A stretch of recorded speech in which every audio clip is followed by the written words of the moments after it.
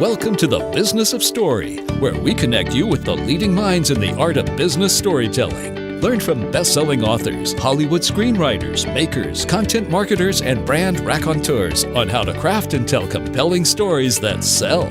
The Business of Story is brought to you by Emma, which provides innovative email marketing tools and services that drive brilliant results. And by Convince and Convert, digital marketing advisors and counselors to leading brands and organizations worldwide. Convince and Convert helps you gain and keep your customers online. Here's your host, Park Howell. How many times have you heard, sell more with stories? It's become a resounding call to arms for all communicators, but many of us still struggle with finding and using just the right story at the right time. Hi, I'm Park Howell, and welcome to this edition of Business of Story. Today's guest got his start in the business storytelling world by nearly being fired for his lack of telling stories. In fact, he points to a moment when he was in the first grade that kept him from using stories in his career for many, many decades. This fear was almost fatal to his work in the financial services world. Yet now he teaches people around the world how to use storytelling to connect with audiences and move them to action. His name is Michael Davis, the storytelling MD and founder of Speaking CPR.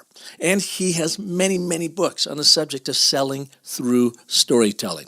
You'll hear Michael's own harrowing experience that made him shun the stage for years and what became the impetus to reignite his inner storyteller. You'll learn the importance of having one central theme to your stories, how your stories trigger stories in others, which creates the ultimate connection between you and your audience. And we'll talk about the steps that you can take directly following this program to reignite the silenced storyteller within you. So the doctor's in the house. Let's get after it. Please welcome Storytelling MD, Michael Davis. Hey, Michael, welcome to the show. Thank you so much, Park. It's a great pleasure to be on. I've enjoyed your podcast for several months now, so it's a thrill to be with you today. Oh, thank you. I appreciate that. Now, you have the moniker of Storytelling MD. How did you get that? Well, my friends and I were sitting around one day. I'd already created the name of my company, which is Speaking CPR. The idea behind that was to give life to lifeless business presentations and stories. And I was talking with my friends, and I said, I've got this issue with my name. Every other person I meet seems to be named Michael Davis. It's too ordinary. And one of my friends, it was Dan, he said, the initials MD should tie in very closely with your Speaking CPR. I'd never thought of that before. Uh-huh. So I created a short narrative, and I said, well, I have a lot of respect for what doctors do to get their medical degrees. They go 8, 12, 16 years of college or schooling. I said, but they're doing it the wrong way. That's a lot of time and a lot of money. What I did is I became very interested in speaking and storytelling in particular, and I was smart enough to be born with the initials MD. So put the two together and you get the Storytelling MD. Ah, beautiful. And what was your tagline? Give life to lifeless speaking? Give life to lifeless presentations and stories. Gotcha. All right. Well, now, you weren't always in the speaking and storytelling business. And in fact, you almost got derailed when you were in the first grade. What happened to you? First grade, it was kind of an overcast October morning. And Mrs. North called me to her desk, and she said, well, Michael, since you had so much fun at lunchtime standing on top of your desk, you're going to get to do that during nap time later this afternoon. So at the time I thought, no big deal, I can do that. That'll be fun. Now, wait a minute. Why were you standing on top of your desk at lunchtime?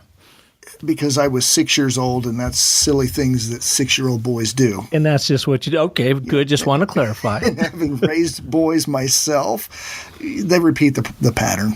So I'm standing on this desk, and all of a sudden I realize that my classmates they're not napping.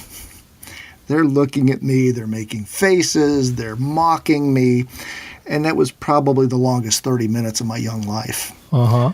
So when I stepped down, I don't remember the words I used, but I vowed never to stand in front of a group of people ever again. You didn't want the stage or the spotlight from there on, 6 years on.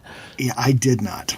Now, and what's curious about that is we were all at the tops of our storytelling games when we were 6 years old. So here was another good example of our educational system unwittingly silencing or attempting to silence a storyteller. And look where it's gotten you. I hadn't thought of that angle, but you're right. Just another point against being careful about what they teach us in school. Now, you were in the financial services industry before you were in speaking and storytelling. So this really wasn't even on your radar yet. What was it that got you through that business and into what you're doing now? Well, it was back in 1994. I had been given the task of presenting financial planning workshops with the firm I was with. And I went out and I did a few, and I thought I was doing fine. One day, my manager, Joe, calls me into his office, and he said those words that everybody loves to hear in a conversation: "We need to talk." Yes. So I sat down and he said, "We're going to go over the evaluations from your workshops." And I thought, well, this is going to be good. And he said, "This is not good." So what do you mean? So he starts thumbing through these pages, Park, and he's reading comments that people have written. Things like, "This guy's all over the place." Next one was, what's the purpose of this presentation? I'm confused. This guy moves, and does this guy ever stand still? It was one after another. And I finally stopped him, and I said, "Joe, is there anything good in there?" Flipped through a couple more pages, and he stopped, and he said, "Yeah, here's one.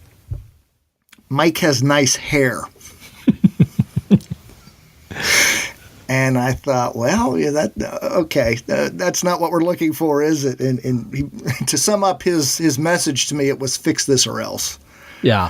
So my job was on the line, and out of desperation, I was introduced to Toastmasters International.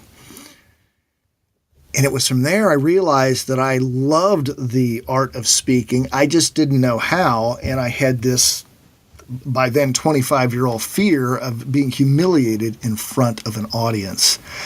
And it was just, I kept going to Toastmasters, and from there I met some of their world champion speakers, some of which had become professionals, and I was introduced to the professional speaking world, and that eventually led me to speakers who focus on storytelling.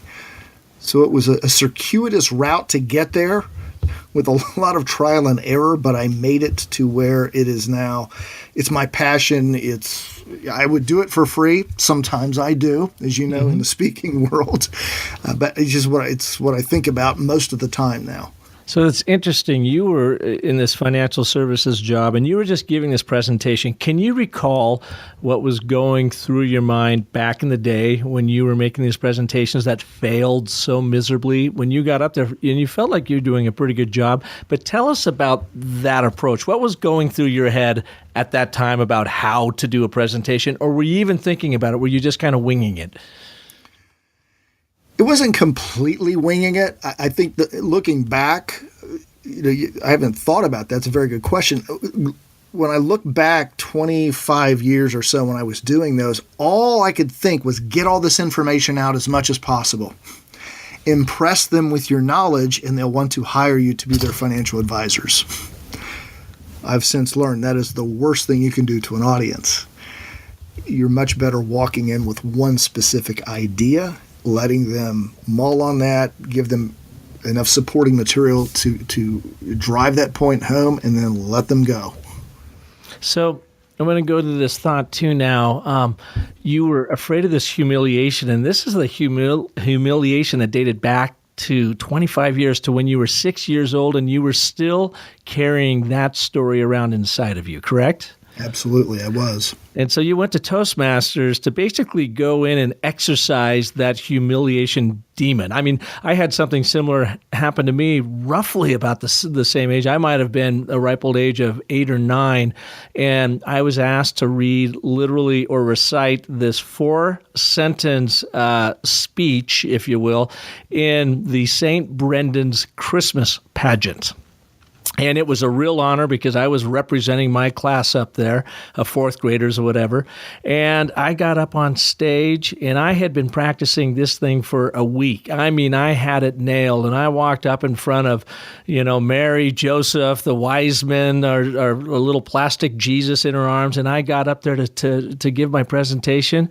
And I just completely froze. I mean, just absolutely completely froze. And I was looking out over that room. It was in the sweaty gym filled with all the parents there that had come to see their kids, and they realized that I had frozen.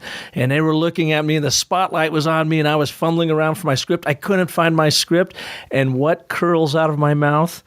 But I go, she's. And I think everybody in that audience thought I said shit, because they just started laughing. I got the hook. They pulled me off. I was absolutely humiliated, like you're talking about. I went off crying, thinking I had destroyed the entire Christmas pageant, and swore off public speaking ever again in my life, only to find out afterwards that, as they're having the coffee and tea after the show, I had so many parents come up to me and said that I made the show, that my little blunder was actually the highlight of the evening. But I got to tell you, Michael, I carried that fear around for me for a very long time. And it wasn't until I got into college in a speaking class there that I started finding my voice and the courage to get on stage again. Now I don't even think about it. I can stand in front of 200 people, and I would rather do that than play the piano for one stranger, because that still gives me the freaks. But so you went through this, and you had this humiliation. Toastmasters really, I guess, sounds like got you on track. But now you do this for a living, and you help people all over the world in speaking. Yes. Can I ask you a question related to your story? Yeah. When I was telling my story, did that trigger thoughts of what you went through when you were a kid? Yeah, without a doubt. As soon as you said 6 years old, standing on top of that desk, I pictured myself in Mrs. Ring's class in the third grade when I had something similar happen to me. And then it triggered that almighty night of the Christmas pageant. That's it. And the reason I ask that, Park, is because so many people I work with, and I have been fortunate to work with people on 4 continents now, many of them will say the same thing to me. I don't have a story that's newsworthy. I haven't climbed Mount Everest. I haven't found the Titanic. I haven't won Olympic gold. And I remind them that very few people have. And we'll eventually uncover a story like you when you were 8, me when I was 6, and I tell them that's what will connect you to other people. It's not the great successes that grabbed them initially. It's the common failures. Yeah, and it triggers. I mean, what you did is you triggered a story in my mind, which then connected us.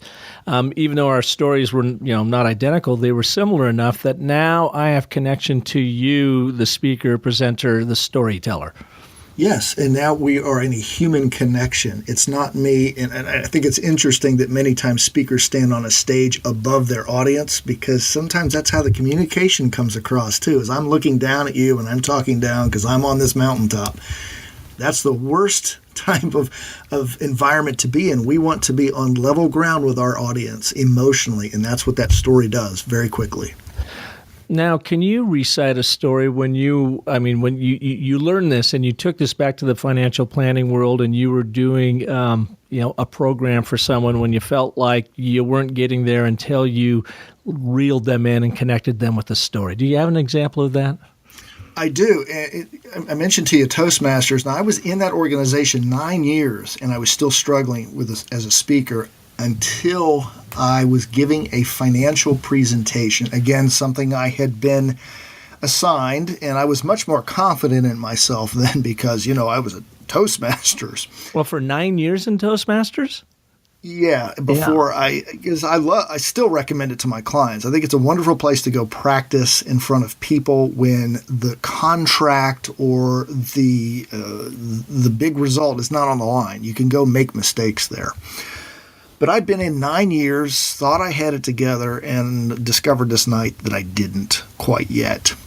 I was doing a presentation called Wine, Women, and Wealth. It was specifically designed for women in financial education.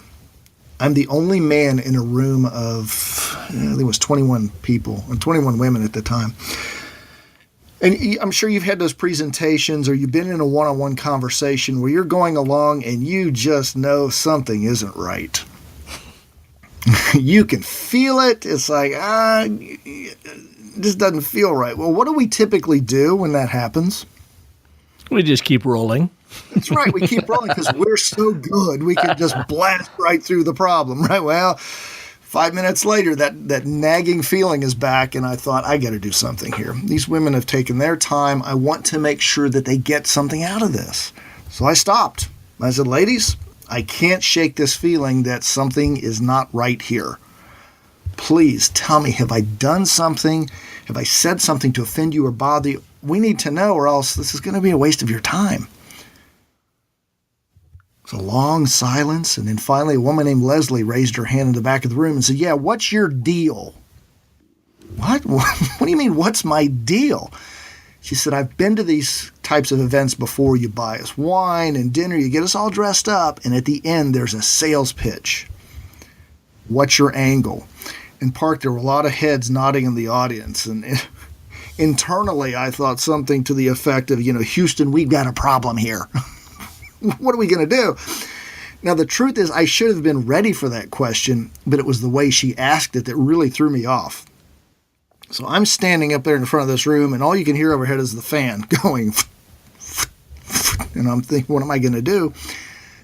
And all of a sudden, a story from probably 20 years earlier popped into my head, and it was one of the reasons I got into financial planning. And I had this thought of, well, might as well share it because I'm crashing and burning, and I'm not going to get them back if I don't do something. So I said, Leslie, I appreciate you asking. Clearly, we do these because we would love to attract new clients. I'm not going to lie to you, but there's a deeper reason for me. And the reason is an experience I had probably 20 years ago. I walked into my mom's kitchen one August afternoon. You could smell the coffee brewing in the background, and Mom was sitting at her kitchen table with a stack of papers and a checkbook. Clearly, she's doing the bills. She's got tears in her eyes. My mom's not typically a crier. So I said, Mom, what's going on? Why are you upset? She said, I can't get any money, Michael. What do you mean you can't get any money? She said, just what I said. I can't get any money. I can't get a car loan. I can't get a business loan. I can't get a credit card. Nothing. I said, well, Mom, I don't understand. You've got a good job. You save money. You pay the bills early. You took care of the books for you and Dad when you had the business. I don't get it. What are you talking about? She said, you're right. I do pay my bills on time. I did take care of the books. But the problem is, when your father and I got divorced, everything was in his name. So that's why when I go to apply for loans or credit cards, I can't get anything. She said, honey, it's like I don't even exist. So I stepped to another part of the room where I was doing this seminar, and I said, ladies, the biggest reason I do this workshop is I don't ever want another woman to look or feel the way my mom did that day. Again, the only sound in the room is the overhead fan. And it went on for several seconds. And I finally looked back at Leslie, and our eyes met, and she looked back at me and she said, we're good, carry on. It completely changed the tone of the meeting. It was fabulous. It was one of the best ones we'd ever had. Now, that's what I call the touchy-feely part, the emotional part of the story, but there was a tangible benefit that night that we never expected. And that is, normally when we would do financial workshops, we'd get about 1 out of 5. 21% would sign up. That night, we had a 57% sign-up rate. 57%. Nearly triple. Yeah. And we asked the question, could it be something so simple as a story? Because I told that out of desperation.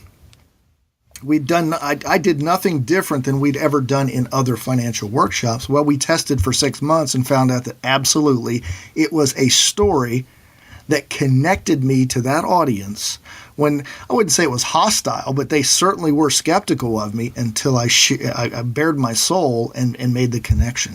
Well, and you say you shared it out of desperation, and maybe it felt like desperation, but really, weren't you just simply toggling from being smart business guy filled with facts and stats into a human that is just trying to help another human being?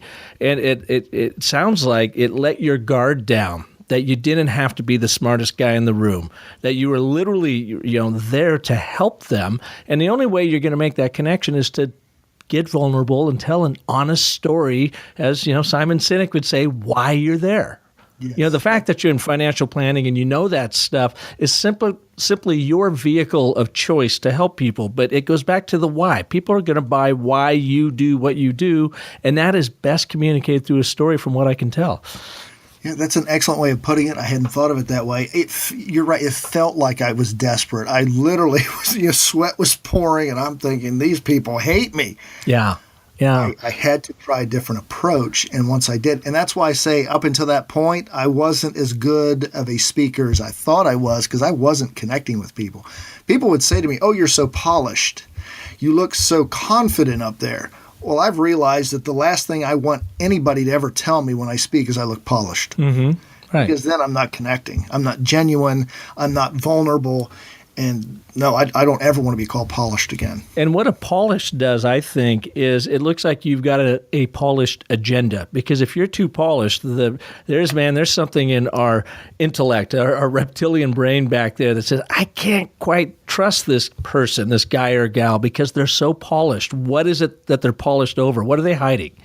Yes. And so you let a little of that polish down, let your hair down, and just be a human being, and then be very, very thoughtful, intentional about you tell your story. Can I unpack your story just as I see it? Sure, absolutely. I've been studying Sean Callahan and a group out of called Anecdote out of Melbourne, Australia, sales for leaders, or storytelling for leaders and storytelling for sales, and they have a nice little way of unpacking stories for our listeners, so you can understand what Michael did there. He told you a story, and you can tell these kinds of stories too.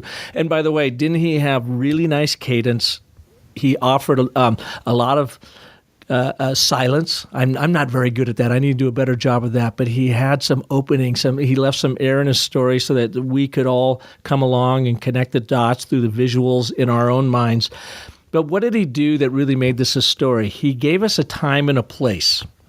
You are presenting in front of these women about financial planning so that we could get ourselves there. We didn't actually, now that I think about it, have a time and date, and I think that could even make it stronger. I mean, if you told us it was a Sunday evening or a Friday, or Thursday night at 5 p.m., one of those dinners and drinks and financial planning things, just to get us there. But then he did some really amazing things. He gave us the setup so we could all just see him on that stage presenting, 5-7 minutes in. But he had that nagging feeling that we've all had. We've had that feeling before, so we can connect with Michael on that. And he gets to the point, it's so nagging that he has to stop and ask the room what's going on. Now, actually, Michael isn't the center of the story here. We are living vicariously through it, but he brings in Leslie. He says, a woman in the back of the room, Leslie, says, "What's your deal?" So now this story is revolving around Leslie, and we can all relate to Leslie because we've been in those situations where we don't trust the speaker. There's something about them, whether they're selling us something or not, we are asking the question that she vocalized. What's their deal? I got to get past their deal, their agenda, before I'm going to even remotely open up to anything they have to say. So really smart that you stopped them. But then the action started ensued. So we had a location, we have a character in this, and Leslie, and you are another character that we're learning through. Then we have action, and that action that took place is when you told the story, and you told it really, excellently, all about your mom and what drives you. And then there is a moral to this story. There's a point. Michael makes a really valid point, and that's the thing, too, that we can't lose our points in our storytelling. You said the point is, I never want any woman to ever feel like my mom did again. And so that gives you the complete, full latitude of why you do what you do to help people through your chosen profession of the financial planning world. You now are not there so much as a financial planner as you are helping these ladies live into a more powerful story simply through the vehicle of financial planning. And I think that's what comes out in your story. But you had all those elements: time, location, character, action, and then you made a point. And it seems in the work I've seen with Sean and his group that, man, those are the elements that we have to be thinking about in all of our stories to really hook people. Yes, every part that's in that story is by design, and I kept some parts out just to be respectful for the time on this broadcast. But you're right, give some details. There's a fine line with details, Park, and I know you know this, but for your listeners, you want to give enough details. Think of the old paint by numbers kits. You paint in just enough, but let the audience paint in some also.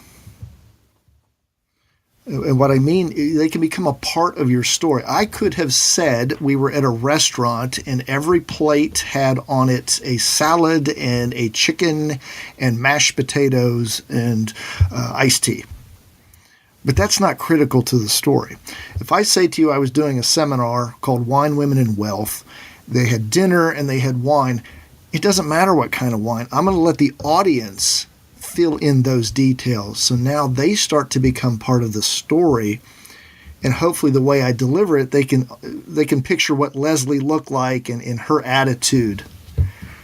Now it's like they're in the story with me instead of me reporting it to them. And isn't that really the trick, is just to connect them and bring them into the story so that it becomes their story? Essentially, you're handing your story off to them.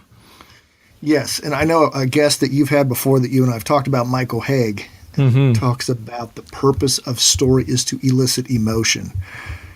Go back to my story when I was on the desk in first grade. I'm not too concerned about you knowing who I was in first grade or Mrs. North. I want to bring you into that room just long enough so that you can go back to a point in your life when you had the same experience, which you did, obviously, at 8. Now we're connected. Right.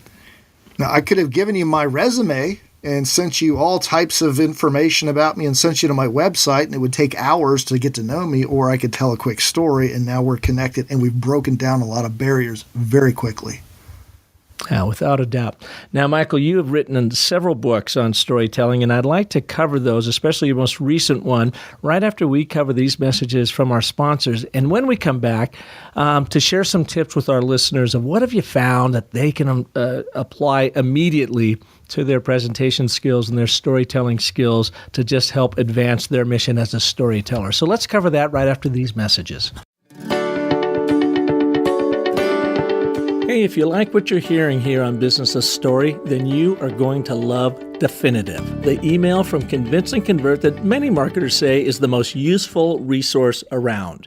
Each day, the team at Convince and Convert picks a topic and sends you the 3 best resources ever created about that topic. It's topical, it's timely, it's useful, so go to definitivedigest.com and subscribe for free right now. Hey, I've got a question for you. What's the best call to action button color on your website? Yeah, you probably didn't see that one coming, did you? Well, what's the best shape and sizes of your CTA buttons? And what copy gets more clicks? You know, these questions have interrupted my sleep patterns for weeks now, until I downloaded a helpful new email marketing guide from Emma called Why We Click: The Psychology Behind a Great Call to Action. You'll learn how applying just a little bit of brain science can transform your CTA buttons into small but mighty conversion powerhouses. It covers the button color, copy, and placement that helps skyrocket click rates. Check it out at myemma.com/click. You know, Emma helps marketers everywhere send smart, stylish email newsletters, promotions, and automated campaigns, and to help us all rest a little easier knowing our email marketing is doing its job. So check out their new publication at myemma.com/click. You, like all business leaders and communicators, have an important brand story to tell, but it's probably not being heard. There's just too much competition for our attention. Unless, of course, you tell a better story. For over a year now, I have connected you with more than 50 international story artists through this podcast to help you craft your ideal brand story for the growth of your enterprise and your people. Did you know I'm also available to you for speaking engagements, brand and leadership story workshops, even for one-on-one Skype or telephone brand story strategy consults? Plus, you can begin clarifying your brand story right now by downloading the interactive DIY workbook at businessofstory.com. You see, your sales don't have to be comedies or tragedies. You can make them epic by clarifying your brand story and connecting with audiences and customers like never before. So download your workbook today at businessofstory.com. And if you're not 100% satisfied, I'll happily refund your money. And one last thought. Just remember, the most potent story you ever tell is the story you tell yourself. So make it a good one, my friends. Story on. Welcome back to Business of Story. And our guest today, the Story MD, Michael Davis. And your website is Speaking CPR. What is it? You breathe life back into lifeless presentations and storytelling. Yes, we do. So let me ask you, in your experience, before we jump into your book, why, especially in the professional services firms, the B2B world, and you experienced this yourself, why do we find people that are just resistant to telling stories? And these are the professionals that are out there who are trying to cajole someone and sell something. Why are we so resistant to bringing stories into our theater sales? I believe, Park, it has to do with generations now of training that says give people facts and figures and they will buy based on the strength of information. Somewhere along the line in the 20th century, especially in the sales world, but even leadership, we got enamored with just giving bullet-pointed reports, and we forgot that emotion is what links people. I mean, part of it is this misconception, I think, that we need to get to the bottom line quickly. I think that's the American way, especially, of selling and leading. But what people fail to understand is that stories will more quickly connect you with people than all the facts and figures in the world. Yeah. And like I said, we were all at the tops of our storytelling games when we were 6 and 7 years old. And we've lost that so often. But I do see a bit of a resurrection coming around. I see more people certainly talking about it, but I'm seeing it in action. And when you do get a chance to see a presentation where someone is really using story, I mean, they own the room. It's just so apparent. They own the room. I was at a dinner last night. What was this? Thoughtful Gastronomy. Anyways, it was done by this young man here in Phoenix, Arizona, and he told this amazing story about when he was in Iceland last June, and the sun would never go down, and he couldn't sleep, and he stayed up for 5 days, and he would go from talking to people and drinking, and then dinner, and then more drinks, and then coffee, and more coffee, and then lunch, and he goes, after about 5 days of this, I just became a zombie. I couldn't eat. My brain wasn't even working. And he went into this one place and he started eating his lunch, but he just took time and he looked at every piece of food going into his mouth, and he looked at it, he smelled it, he tried to figure out what kind of stories that elicited in his mind, that evoked in his mind, and then he tasted it and he tried to figure out what did those tastes elicit in his mind, what kind of stories came out of that, and he thought he was really losing his mind. But after an hour of doing this, he realized that this whole experience became a storytelling thing for him, and he came out of it, he said, kind of a different individual. So he shared that with us last night. And I was just blown away by how powerful his story was. The food was delicious, but he owned that room. He owned that dinner table. There was 8 guests there, and he would just go from one story to the next. And I don't even think he realized it. It wasn't done in a calculated way, but he was just very gifted at how he shared that, and he owned that room. So that's my long-winded story of saying, look, we all aren't that comfortable doing this. And you now have learned how to do it. You've trained a lot of people. You've got several books out, Kindle books, but you've got the book on storytelling, How to Increase Your Impact, Influence, and Income with the Power of Stories. And in it, you have 52 different tips of little things that people can do. Why don't you take us through some of those tips? What are the tips that we can use right away to start becoming better storytellers? Well, the first I think of, Park, of the 52 is begin a story file. And I don't care if you're old school and use a pad of paper, you want to use your computer, note on your phone. You have incidents every day that occur to you that are the potential basis for a meaningful story.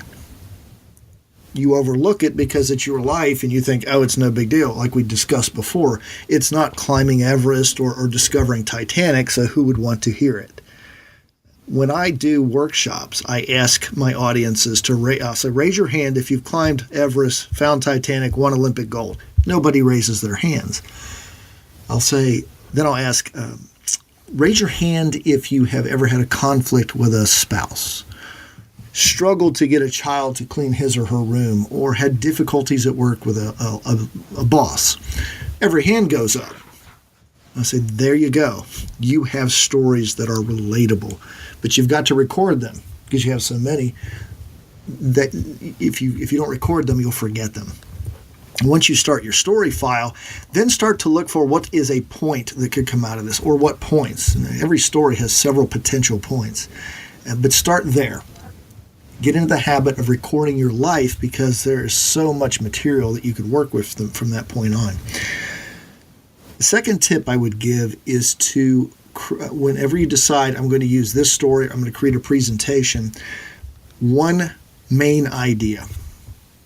This is a major problem I see with presenters is they will throw the kitchen sink at you. They give you everything they've got. Like I mentioned to you, I was doing early in my financial planning career. People don't know what to do with that much information. One of my coaches taught me a confused mind says no, a clear mind says go.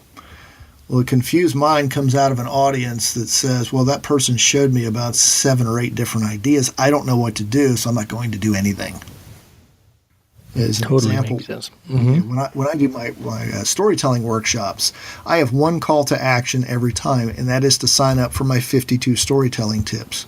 It's a complimentary service I offer. It's a weekly 5-minute lesson that they can use to build one skill on top of another. That is it. Now, I offer coaching. I do keynotes. I could throw everything at them, and they're not going to do any of it.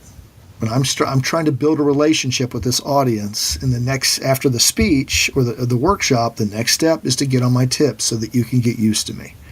So be very careful whenever you present or you're creating stories, have one foundational concept.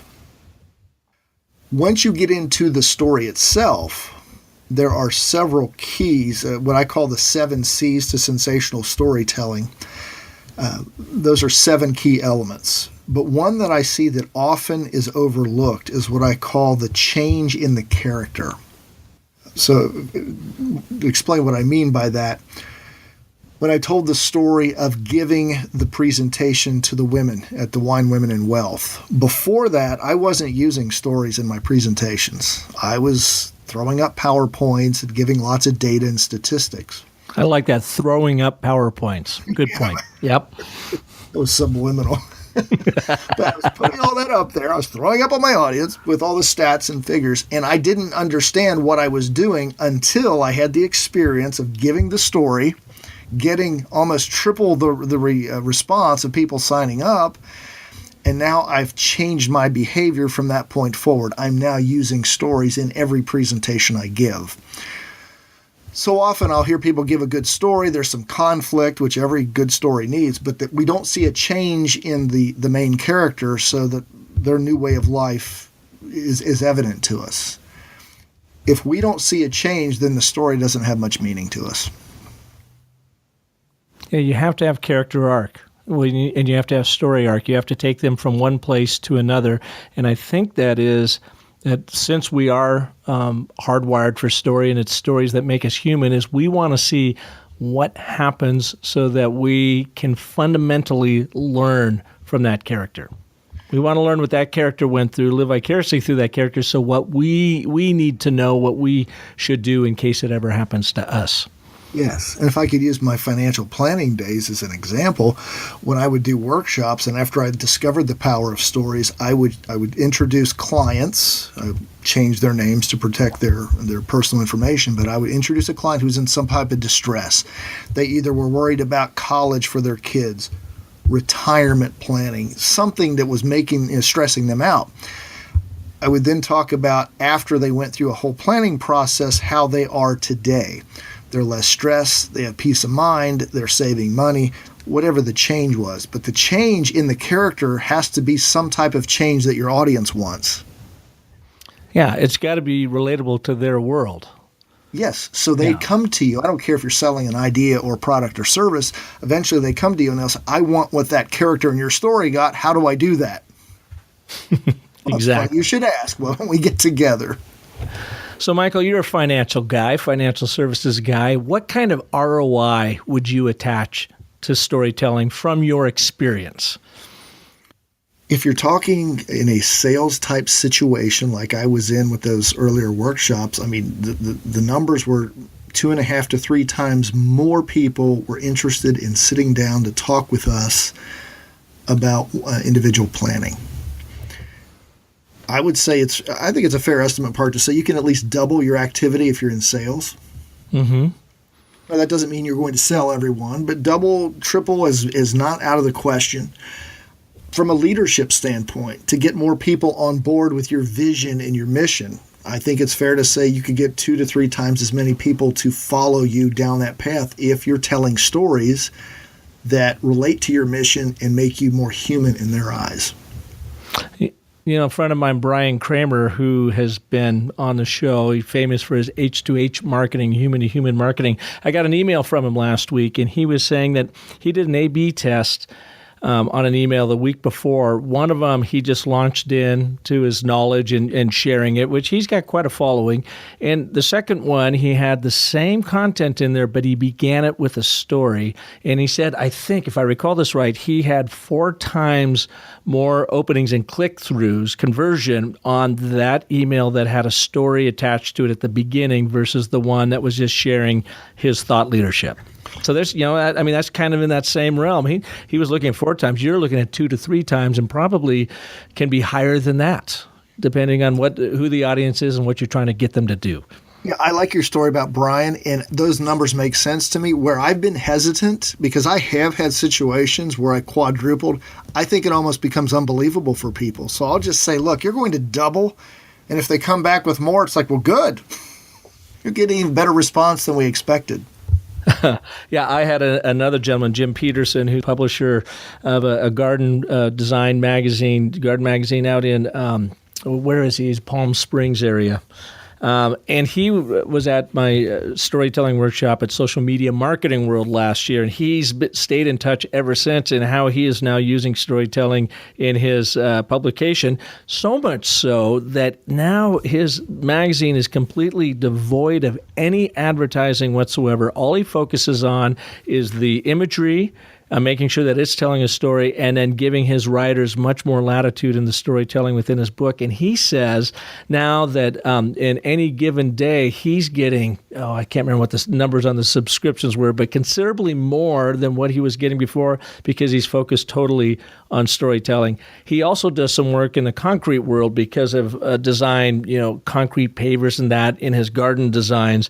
And he's got an email list that goes out to concrete contractors and so forth. And he sent me an email a couple weeks ago that's saying his open rate has gone through the roof because he just keeps sharing stories about what they're doing, real examples, events and moments that they can relate to, and each one of them has a business point attached to it. So again, I'm seeing this ROI. I think you're right on it 2 to 3 times, and I think that might be low from what I've experienced with what some other folks are telling me too. But I'm glad you're being conservative about it, because when people use it, it can be really, really powerful. Yeah, and I'll never forget how I felt that night when we went from 21% to 57% sign up. It was like, wow. It's almost like you found the pot of gold. Yeah. Yeah, you found the elixir. Yeah, we're tapping into something, and you've mentioned it in this conversation. We've been doing this all our lives. We've been storytelling since the first time mom and dad said, "Who broke the lamp?" and you blamed the dog. I still blame the dog. Actually, I blame the cat. I like our dog, the cat. It deserves the blame. I understand. Well, been a fascinating conversation, Michael. Where can people learn more about you and get their hands on a number of books that you have written all about storytelling in your business? But invite them to visit speakingcpr.com, where they can sign up for the 52 storytelling tips I mentioned to you before. It's a nice, soft way to get introduced to who I am. And you get a tip a day for 52 days? It's actually once a week. What? It's a 5-minute audio. The idea there is go take the idea that you get in that tip and go practice it, and then build one skill on top of another. In a year's time, you'll be at least 3 times better as a storyteller. If you're interested in storytelling specifically related to sales, feel free to go to Amazon and look for the Sell More with Stories series. It's a 5-book series. I was inspired years ago by the 1-Minute Manager stories from Ken Blanchard. And I took the idea of storytelling and put it into a parable, if you will, of a young financial advisor who's struggling. She meets a mentor, and the 5 books take you through the process that she learned to use storytelling in sales, specifically how to attract more clients. So you are really doing this full time now. Are you completely out of the financial planning business? I am. Every so often I'll do workshops for groups, but this is my passion, and I made a decision a couple of years ago that I could help more people financially if I go out and help financial advisors become better storytellers. Yeah, really bringing the craft to the professional services world, especially in the financial planning world. That's exactly it. Helping more advisors, and it doesn't have to be just financial, but helping more professionals help their clients, I can have much more of an impact on the world. Yeah. Well, my purpose here at Business of Story is to not only connect story artists like you with our listeners, but to truly help people live into their most powerful stories. And it sounds like that's exactly what you're doing in your financial planning world. And I will tell you, I love what you're doing because I've been on other podcasts, I've listened to some, but you're bringing so many different points of view in so many different areas of life that I think that's what people need, is different perspectives on something we've been doing so long that we just take it for granted. Yeah.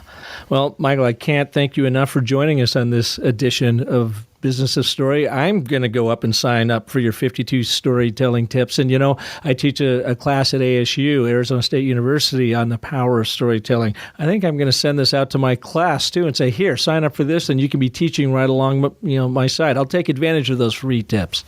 Oh, I'm happy to have you on the list. And thank you so much. I've enjoyed this today. Awesome. Well, thanks again. And thank you all for listening to this edition of Business of Story. It really heartens me that you are here. We started this program, July 1, 2015.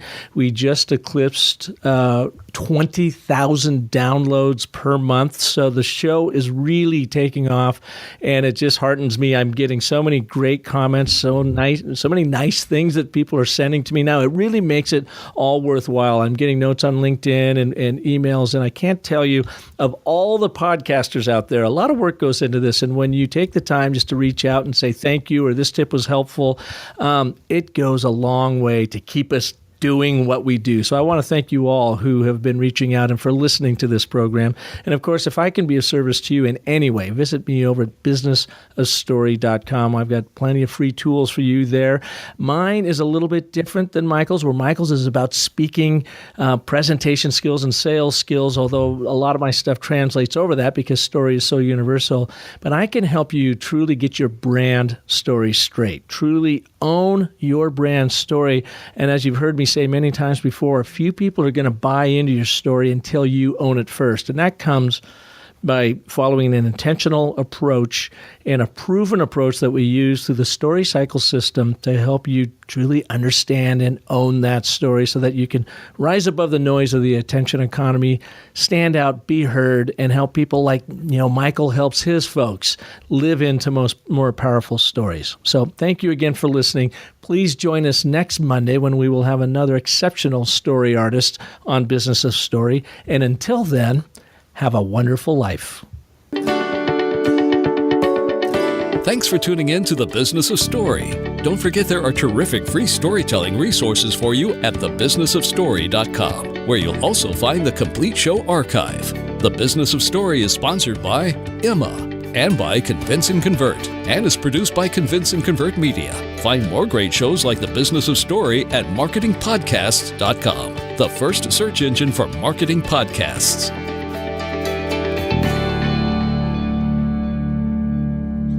Podcast imaging by